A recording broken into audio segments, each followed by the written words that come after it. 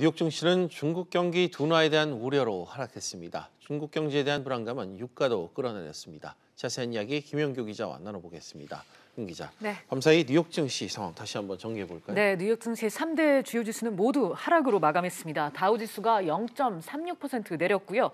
S&P 지수도 0.53% 하락했습니다. 기술주 중심의 나스닥도 1% 가까이 떨어졌습니다. 네, 시장에서 중국 경제 상황에 대한 우려가 다시 확산되고 있는 분위기라고요? 네, 미국 연방정부의 셧다운이 최장기간 지속되는 가운데 지난달 중국의 무역 지표가 예상보다 악화된 것으로 나와서 여파가 큽니다. 중국 세관 당국인 해관 총서가 지난달 달러화 기준으로 수출이 전년 대비 4.4% 감소했다고 발표했습니다. 시장에서 예상했던 2.5% 증가를 크게 밑돌았던 건데요. 수출이 9개월 만에 감소세로 전환됐고 감소폭도 2년 만에 가장 컸습니다.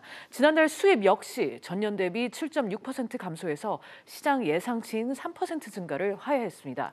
수입 감소폭은 2016년 7월 이후 2년 반 만에 가장 컸습니다.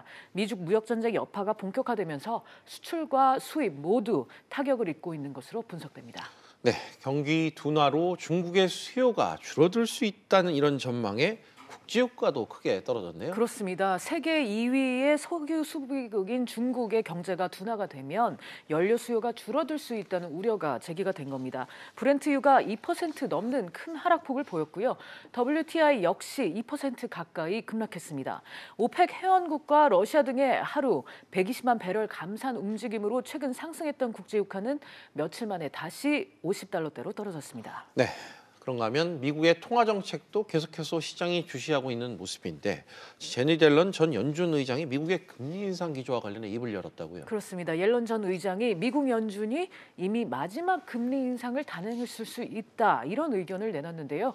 옐런 의장은 뉴욕의 한 행사에서 연준이 이번 금리 인상 주기의 끝에 이미 도달했을 수 있다고 말했습니다. 즉 지난 12월 금리 인상을 마지막으로 한동안 더 올리지 않을 수 있다는 얘긴데요. 옐런 전 의장의 발언은 시장의 기대와 일치합니다. 시장에서는 대부분 올해 금리 인상이 없을 것으로 보고 있고요. 일각에서는 올해가 끝나기 전에 금리 인하 가능성도 제기되고 있습니다. 그렇군요. 또 우리 시간으로 내일 새벽이죠. 영국에서는 브렉시트 합의안 투표가 예정돼 있다고요? 그렇습니다. 테레사 메이 영국 총리가 다른 EU 정상들과 협의해서 도출한 브렉시트 합의안에 대한 승인 투표가 하원에서 진행이 됩니다. 원래 이 투표는 지난달 예정돼 있다가 부결 가능성이 높아지면서 메이 총리가 한 달 미룬 건데요.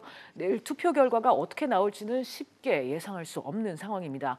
투자은행 골드만삭스는 다소 회의적으로 내다봤습니다. 골드만삭스는 영국 의회가 두 번째 국민투표를 놓고 의견이 엇갈리고는 있지만 브렉시트를 늦추거나 아예 포기할 가능성이 점점 커지고 있다고 분석했습니다. 또 더 나중에 더 부드러운 브렉시트나 브렉시트가 아예 없는 쪽으로 가능성의 무게가 실리고 있다고도 설명했습니다. 골드만삭스는 또 이번에 투표가 부결이 되면 메이 총리는 의회에 권력을 뺏기게 될 것으로 예상하면서 노딜 브렉시트 가능성은 최근 몇 주간 더 줄어들었다고 진단했습니다. 네, 김 기자 잘 들었습니다.